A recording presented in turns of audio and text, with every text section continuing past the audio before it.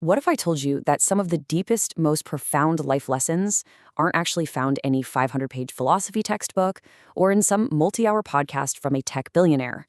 What if they're actually hidden in a colorful 7-minute animated cartoon about a family of talking Australian dogs? Welcome to today's Explainer. Normally, when we're trying to unpack human nature or understand the heavy anxieties we face as adults, we look to complex psychological studies. But today we're doing something a little different. We are going to dive deep into the incredible themes found within the show Bluey. Because, as you're going to see, this seemingly lighthearted, simple source material actually holds a brilliant, somewhat brutal mirror up to the very real pressures we navigate every single day. So, let's get into it. Let me ask you a seriously honest question. Have you ever felt like you were just falling behind? Whether it's in your career, your relationships, your finances, or just your general personal growth, there is this quiet but absolutely constant pressure in our society to hit life's major milestones on a very specific, rigid schedule. We all have that imaginary timeline in our heads, right?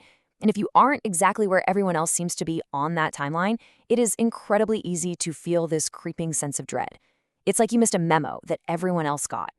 And that exact sense of dread is captured so perfectly by Bluey's mom, Shilly, in a deeply vulnerable, honestly heartbreaking moment from a story titled Baby Race. She's looking back on her time as a new mother, and she openly admits, "I just felt like I was doing everything wrong." It's this profound moment of absolute emotional honesty that creates immediate buy-in for the audience. Because really, who hasn't felt that way? Who hasn't felt the overwhelming sting of imposter syndrome when looking around at peers who just magically seem to have it all figured out? Section 1. The pressure of comparison. Okay, so let's look at the actual timeline of Bluey's early development to see how this pressure builds. When Bluey was an infant, she actually learned to roll over really early. She was ahead of the curve. Chili was so proud that she admits she became a bit of a show-off about it. It felt like winning.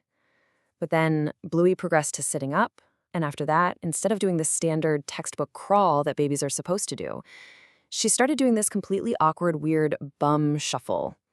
Suddenly, her timeline wasn't matching up with the pediatric textbooks anymore. An absolute parental panic set in. The imaginary race had begun. The anxiety totally skyrockets when we see the direct contrast between Bluey and her peers. While Bluey is just bum shuffling around and literally rolling backwards across the floor, another baby, Judo, is already crawling perfectly and pulling herself up on furniture, which is, of course, the step right before walking. Judo is the overachiever. And Chili gets so desperate, feeling like she's losing this baby race against Judo's mom, that she actually follows a wild piece of advice to rub olive oil on Bluey's knees.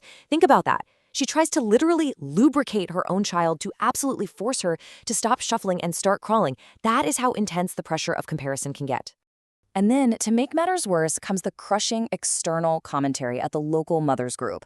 Someone looks at Chili and says, "You are definitely not winning the baby race." Wow. It completely highlights how external judgments and these totally arbitrary milestones can create an absolute pressure cooker environment.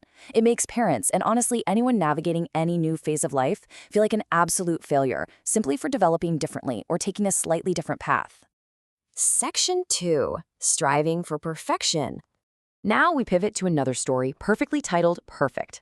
In this one, Bluey is trying to make a Father's Day card. She decides in her head that it needs to be an absolutely flawless, perfect picture for her dad. But as she sits down and tries to actually draw it, she hits a wall. The boomerang she's drawing isn't quite right, the sofa doesn't look like a real sofa, the lines aren't completely straight, and with every single iterative attempt, she violently crumbles the paper up and throws it away. She grows more and more deeply frustrated with herself. Why? Because her messy reality just isn't matching up to her flawless internal vision. Sound familiar? It's the exact same perfectionism we battle as adults when staring at a blank project. But watch exactly how Chili handles this situation.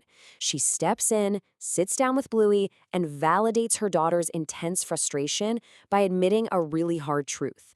She herself is not a perfect parent. Bandit isn't a perfect dad. Drawing is tough. Honestly, life is tough. Perfection is a complete and total illusion, and the only thing that actually matters at the end of the day is that you put in your best honest effort. Chili looks at her daughter and tells her, "It doesn't need to be perfect, just what you can do." Man, that is a beautifully concise reminder to all of us. Whether you're making a greeting card, launching a business, or just trying to get through a difficult week, validating your own effort and embracing your current capabilities is so much healthier than agonizing over a flawless execution that simply doesn't exist outside of your own imagination. Section 3. Resilience and Fair Play. We see how this concept of effort builds even further in the obstacle course story. The family decides to set up this grueling, ninja warrior-style physical challenge right in the backyard. You have to run over the pipes, successfully climb the rope, and scramble as fast as you can to the finish line. And the ultimate prize for the winner of this absolute gauntlet? Some deliciously sweet and sour sherbet. The stakes have literally never been higher. So, Bluey steps up to race her dad, Bandit. And Bandit does something that seems kind of harsh at first glance. He outright refuses to let Bluey win just because she's a kid. There are no free passes here. He explains that something handing her a victory isn't actually good for her. He desperately wants her to understand the real value of trying harder, of practicing her skills, and of pushing her own limits. He knows that if he just hands her a hollow, unearned win, it won't actually mean anything or build any real resilience. So, Bluey takes this to heart, she practices, she gets significantly faster, and she challenges him to a rematch. But wait, look at the wild irony here. During the race, to avoid the embarrassment of losing to his little daughter, Bandit secretly alters his stopwatch to secure a mathematically impossible 0-second finishing time. He cheated. He literally rigged the game. This absurd move forces a super tense, high-stakes tiebreaker game of memory snap to settle the score once and for all. And the absolute beauty of this moment is that Bandit himself hypocritically points out right before getting caught, cheaters never prosper. He's trying to teach a lesson while violating it. The takeaway here is deeply layered for all of us. True resilience and real confidence require honest, gritty practice. When you take shortcuts, or when you try to cheat the system to get ahead of the competition, you completely ruin the sweetness of the victory. If you didn't earn it, the sherbet just tastes sour. Section 4. Running your own race. We see this overarching philosophy perfectly in action during the bedroom story. Bluey and her younger sister Bingo finally reach that big childhood milestone. They get separate bedrooms. It's supposed to be a massive win for independence. But instead of celebrating this new freedom, the room just feels empty. They sit there missing each other.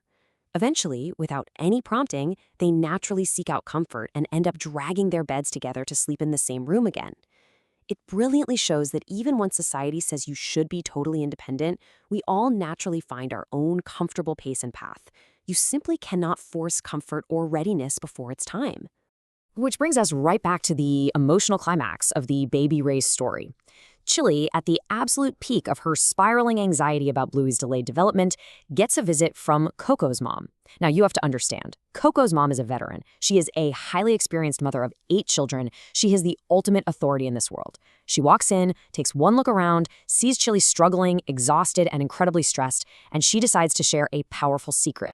She looks Chili right in the eye and simply says, "You're doing great." That's it. It's a moment of profound, deep empathy, and it instantly breaks Chili. It brings her to immediate, happy tears because it completely relieves the immense, crushing, suffocating pressure she had been putting on herself to conform to everyone else's timeline. It's the exact validation that every single one of us is desperately waiting to hear when we feel like we're failing. And the story wraps up beautifully. Later on, Bluey asks her mom a very insightful, almost philosophical question about her own delayed development as a baby. She looks at Chili and asks, "Why did you decide to walk?" She wanted to know what the magic trigger was, what finally made her take those very first steps in the kitchen, long after all the other babies had started running around. Chili's answer reveals the absolute heart of the matter. She smiles and says, "Maybe you just saw something you wanted." It is such a beautiful, grounded realization that true development, real growth, and genuine success happen organically. They happen when we are intrinsically motivated by our own desires and our own readiness. They don't happen because we are pushed by external panic or competitive pressure. You move when you're ready to move. Which brings us to the ultimate summary of today's explainer. The core message hiding inside this animated show is simple. Run your own race. Whether you are a toddler trying to figure out how to walk, a parent just trying to raise a good kid, or a grown adult trying to navigate a massive career change or personal hurdle, we are all just figuring things out and learning to do them for the very first time. And comparing your chapter 1 to someone else's chapter 20 is pointless. Comparison truly is the thief of joy. So, as we wrap up our analysis of these brilliantly crafted stories, I want to leave you with one final provocative thought to chew on. Take a hard look at your own life right now. Look at your own goals and the immense pressures you put on yourself every day. Are you running your own race, or are you completely exhausting yourself trying to run someone else's? Take a deep breath, trust your own pace, and I'll see you in the next explainer.